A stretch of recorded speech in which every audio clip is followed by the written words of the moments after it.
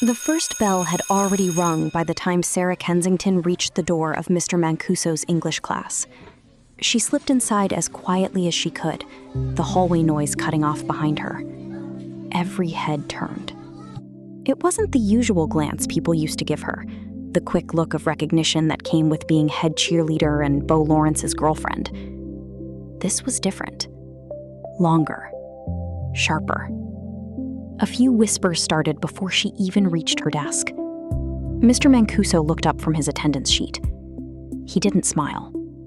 "Miss Kensington, you're late." Sarah stopped halfway down the aisle.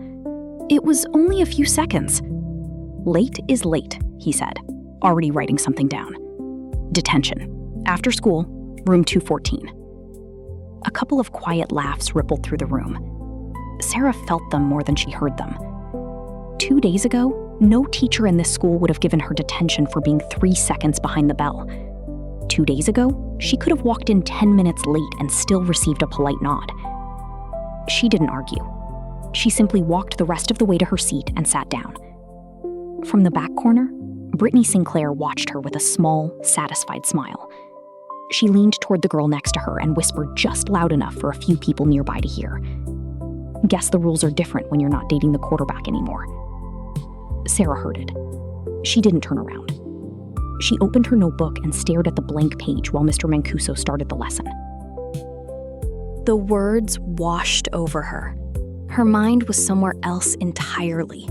Back on the bluff with Eddie, the blue light, the impossible truth he had trusted her with. A detention? Getting iced out by people who used to fight for her attention? Possibly losing her spot on the squad? None of it touched the part of her that still replayed the moment Eddie appeared out of thin air. She was privy to the biggest secret in the world. One little detention wasn't going to ruin her day. When the period ended, Sarah stood up slowly, gathered her books, and walked out of the classroom with her head high. The hallway felt different now. Conversations paused when she passed. Eyes followed her. The golden glow that used to surround her had dimmed overnight. She kept walking anyway. Near the water fountain, she spotted Eddie at his locker. Their eyes met for a brief second. He gave her a small, questioning look, the kind that asked if she was okay without saying a word. Sarah answered with the faintest smile and a slight nod, as if to say, "I'm fine." Then she turned the corner and disappeared into the crowd, already bracing for whatever came next. The sun was already dropping toward the horizon when Sarah walked out toward the football field. The first game of the season was only a couple of hours away. The marching band was warming up in the distance. Cheerleaders stretched on the track in their crisp new uniforms. The air smelled like popcorn and fresh-cut grass. Sarah had barely stepped onto the track when Brittany Sinclair broke away from the group and walked straight toward her. A few of the other girls stopped what they were doing to watch. Brittany stopped a few feet away, arms crossed, wearing the exact uniform Sarah should have been putting on right now. "You're not dressing out tonight," Brittany said. Sarah kept her voice calm. "I didn't get that message." "You're getting it now." Brittany held out her hand. "Coach already signed off. Hand over the uniform." Sarah stared at her for a second. Around them, the other cheerleaders had gone quiet. A couple of football players walking past slowed down to listen. "You're serious?" Sarah said. Brittany gave a small, cold smile. "You broke up with the starting quarterback 3 days before the biggest game of the year. You don't get to stand on the sidelines like nothing happened. You're done." Sarah could feel the eyes on her. 2 days ago, these same girls would have laughed at whatever she said. Now they just watched, waiting to see what she would do. She didn't raise her voice. She didn't plead. She simply unzipped her bag, pulled out the folded blue and gold uniform, and placed it in Brittany's hand. Brittany looked almost disappointed that there hadn't been a bigger scene. "You're not sitting with us at lunch anymore either," she added, loud enough for everyone nearby to hear. "Just so we're clear." Sarah slipped her bag back over her shoulder. Crystal. She turned and walked away from the track, past the bleachers, past the players who suddenly found somewhere else to look. The sounds of the band and the crowd starting to gather faded behind her. For the first time since freshman year, Sarah Kensington had nowhere she was supposed to be on a Friday night in the fall.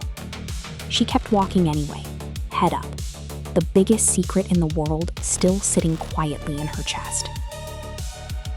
Friday night lights burned bright over Westfield High's stadium.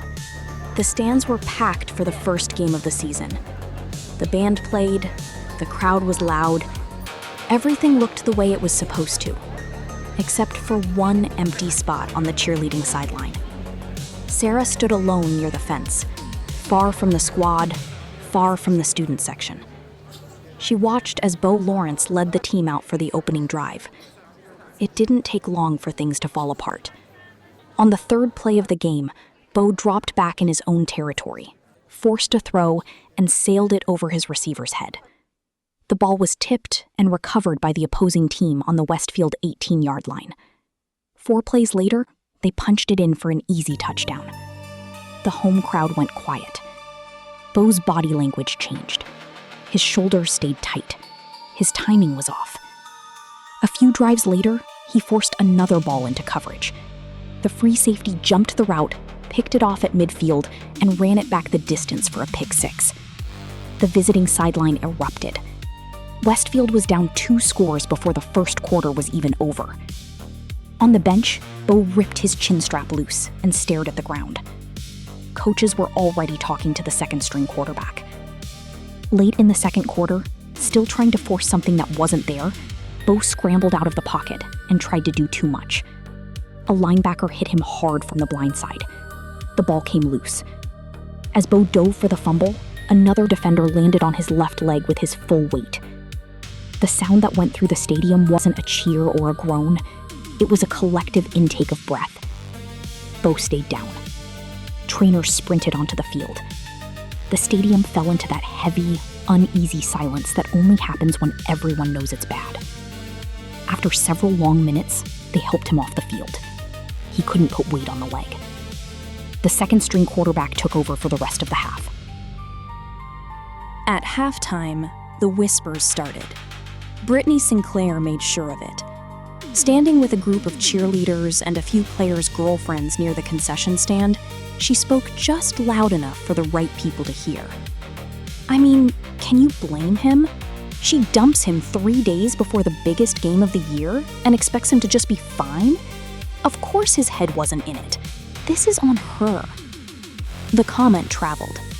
By the time the third quarter started, versions of it were already moving through the student section. By the end of the game, a messy, grinding 17-14 Westfield win that felt more like a loss, Sarah Kensington's name was on everyone's lips, and none of it was kind. She stayed by the fence until the final whistle, watching the team leave the field without Bo, watching the looks that now followed her wherever she walked. The girl who used to be the center of everything had become the reason everything went wrong. And the night was still far from over. Sarah walked through the parking lot with her head down, keys already in her hand. The game had been over for less than 10 minutes, but the comments found her anyway. Nice timing, Kensington. Hope you're happy. Bo's season is done because of you.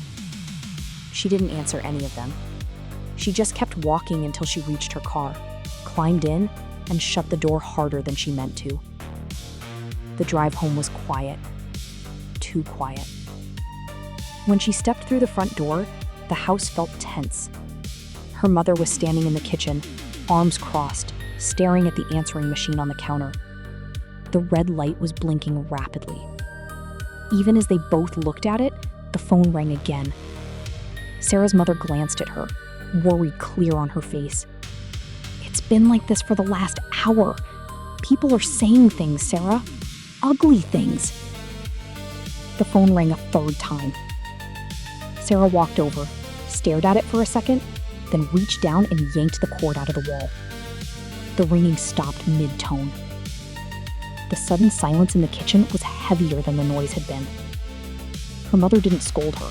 She just watched, concerned. Sarah stood there holding the loose cord, the weight of the entire night finally pressing down on her shoulders. The detention, losing the squad, the looks, the blame, Beau's injury, and Eddie. She realized she didn't even know where he lived. She had no way to reach him tonight. Part of her was almost grateful. After everything that had just happened, the last thing she wanted was to pull him into this mess. The perfect afternoon on the bluff already felt farther away than 44 years. Dad would know what to say right now, she thought. But he wasn't here. Sarah set the phone cord on the counter and quietly went to her room, closing the door behind her. For the first time since she'd watched him appear out of thin air, she wondered if being the girl who saw everything was going to cost her the only person who mattered.